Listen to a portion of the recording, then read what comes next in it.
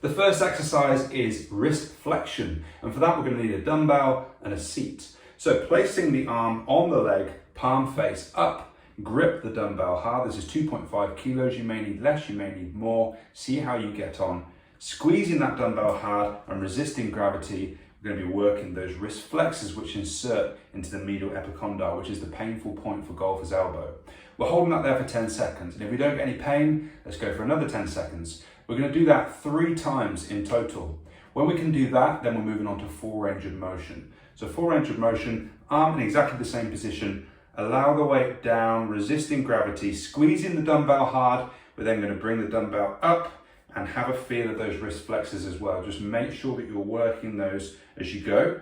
We're aiming for 3 lots of 10 repetitions here. And if that's doable, then you can increase the amount of weight that you're using with the dumbbell.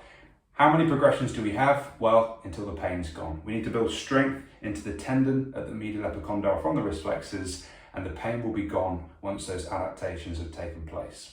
If you're struggling with a dumbbell, then we can use a resistance band. I've got one looped around my foot, so that's keeping it where it is, and exactly the same rules apply. We're holding that isometric hold there, gripping hard. You can see the flexor tendons working, and when we're okay to do that for 3 lots of 10 seconds, then we're going to bring in a full range of motion, making sure that we lower slowly into a stretch and then squeeze hard the grip and the muscles here in the wrist flexors.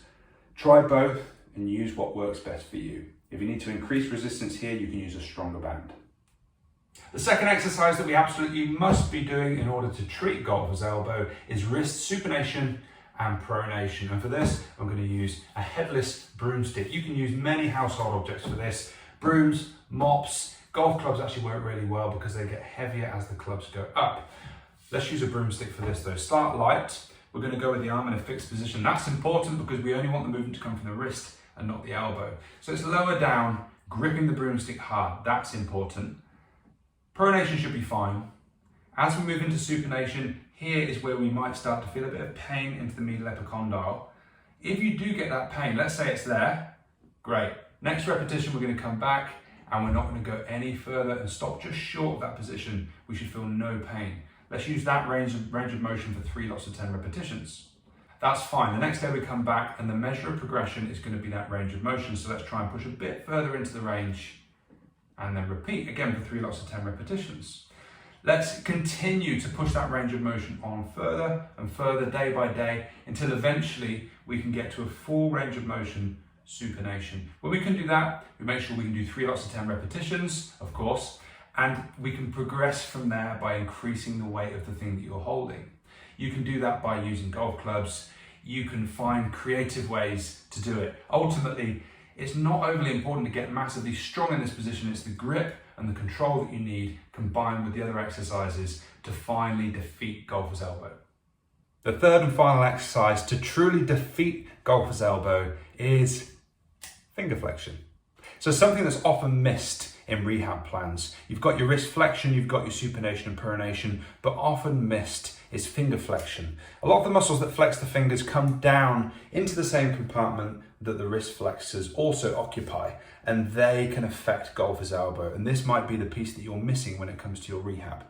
So for this, let's try 1 repetition. And if we can do that with no pain, then we can work through full range of motion repetitions. And you may think, what is this thing here that he's holding? Well, it's a fancy grip trainer for about £3.50 that I bought online. So you can use that, or you can use a squishy ball or something that allows you to grip with a bit of give. I'd recommend something like this because it's measurable and it's also got a rep counter on the bottom. We can adjust the resistance there as well. And we need to progress and we need to build load into those wrist flexor tendons. So as you're able to do more, increase that resistance and aim to continue to do more. Progress, get stronger. If you feel pain, take a little back step, reduce the amount of repetitions or move to isometric holds. You can also reduce the resistance that you're feeling. So let's hold that position. Rewind back to that first repetition. If we get pain, reduce the resistance.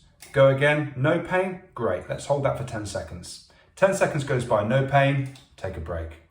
Have a short break, come back. 10 seconds. If you can repeat this for 3 lots of 10 seconds, then we're ready to move on to full range of motion repetitions. So let's use that tried and tested standard of 3 times 10. Rehab reps, I call it. 1, 2, 3, all the way up to 10. And if we do that with no pain, let's take a quick break and repeat. We're going to do that for 3 lots of 10. If we're able to do that, the next day we come back and increase that resistance slightly. Let's continue to progress until this, combined with the other 2 exercises, removes the pain of golfer's elbow altogether.